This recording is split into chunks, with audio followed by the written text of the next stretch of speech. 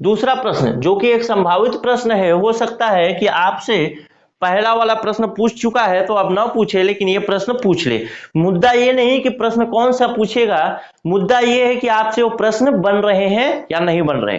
अगर बन रहे हैं तो मैंने जो पढ़ाया है उससे आपको ठीक ठाक समझ में आया है, अगर नहीं बन रहे हैं तो मैंने तो पूरी ताकत पूरी क्षमता के साथ पढ़ाया है, आपको फिर से दोबारा पढ़ने की आवश्यकता है, यानी वीडियो को दोबारा देखने की आवश्यकता है। गणितीय संकल्पनाओं को इस्तेमाल करने के लिए और उन्हें दूसरों को सफलता से बताने के लिए हमें किनकी आवश्यकता होती है, इसके बारे में मैं बताया था। गणितीय संक्रिया जब पढ़े थे, जोड़ घटाव गुणा भाग, उससे ऊपर वाले लाइन में लिखा था।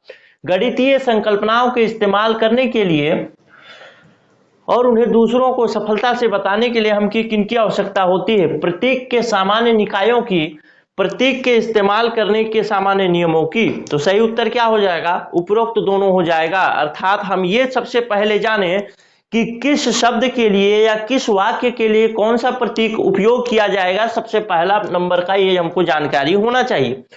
दूसरा जानकारी ये होना चाहिए कि प्रतीक किस तरीके से इस्तेमाल किए जाएंगे, यानी उनके सामान्य नियम क्या है। तो ये दोनों जानकारी अगर है तो हम गणितीय संकल्पनाओं का इस्तेमाल करने के लिए और उसे दूसरों को समझाने के लिए आसानी से इस्तेमाल कर सकते हैं इस प्रतीक का। ठीक है, चलिए आगे देखते हैं।